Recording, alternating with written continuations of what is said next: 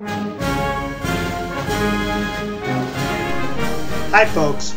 In December of 2007, there was an oil tanker heading towards a South Korean port, a harbor, and the ship's captain and first mate were Indian mariners, and the ship itself was a foreign registered ship. Well, the harbor master says to the Indian mariner, "Please keep your oil tanker outside the harbor. We are not ready for you yet. Drop your anchor, wait for us to give you the signal to come in." So that's what the Indian captain did. He dropped his anchor and he's waiting there to get the okay to take his ship into port, following the instructions of the harbor master. Well, while he's waiting there, along comes two tugboats dragging a barge that's owned by the South Korean corporation Samsung. Well, somehow that barge breaks loose of the two tugboats, slams into the oil tanker, punctures it in 3 places, and creates an ecological disaster to the magnitude not seen in South Korea today.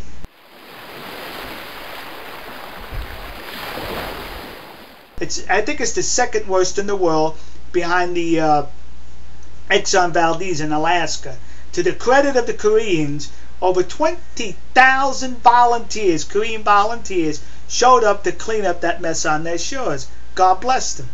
So, now, out of those 3 captains involved, the 2 on the tugboat and the 1 on the oil tanker, whom would you say was responsible for this disaster? I'll ask it differently. Who would you say is not responsible?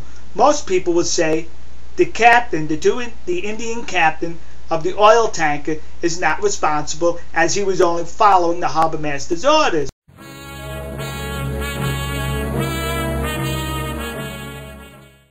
Really? Well, let me acquaint you with South Korean justice, which seems to be as twisted as American justice. The 3 captains get arrested in December of 2007. Well, the trials come up now in this past December of 2008. The Indian mariners, the captain and his first mate, were exonerated of all charges in their trial. They were found innocent and not responsible. Well, the South Korean authority says, we're going to appeal that innocence. I don't know how you appeal an innocent verdict in a trial, but so they appeal the innocent verdict. It goes to the appellate court, and the appellate court finds the 2 Indian mariners guilty and sentenced them to prison on top of the year they already served in prison. Now, the 2 captains of the tugboat, they were found guilty also. They appealed it also. I can understand you appeal a guilty verdict. But upon the appeal, their prison sentence was reduced. Eh? Well, now, mariners throughout the world are upset. They're saying, through their unions and their organizations, they're going to boycott shipping to and from South Korea, as well as South Korean products. Boycott is being urged to take place until the 2 are released from jail. Screwy, isn't it? Now you're saying, there he goes again picking on South Korea. No, there he goes again picking on your judicial system, which I equate to be as dismal as the American judicial system. Don't follow our lousy example by screwing up your judicial system with a travesty of justice such as this. So now let's leave that part of the ocean and go to the Antarctic. The Japanese whaling fleet was in the Antarctic. Well, they got chased out of the Antarctic. Not by the frigid weather or storms or blizzards, but by Sea Shepherd's garbage scow manned by girly men playing pirate. They ran the Japanese out of the Antarctic, per their boastful claims, per the headlines in the news media around the world. So now the Japanese government is thinking of employing the Japanese Navy.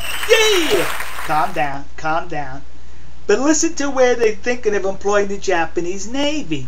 They're thinking of employing the Japanese Navy in Africa, off the coast of Africa, the Horn of Africa, Somalia, to deter Somalian pirates. Now, I haven't read where the Somalian pirates ran off the Japanese whaling fleet.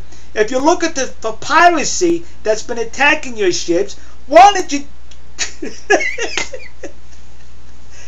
why did you send the Japanese Navy to defend your whaling fleet?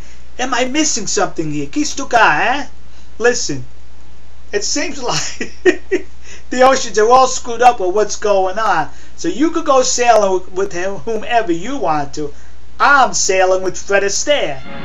We joined the Navy to do or die, but we didn't do, and we didn't die. We were much too busy looking at the ocean and the sky, and what did we see? We saw the sea. We saw the Atlantic and the Pacific, but the Pacific isn't terrific, and the Atlantic isn't what it's cracked up to be. All right, folks. We'll see you. God bless you. God bless America. And God bless the nation you happen to be. See ya, Mahates.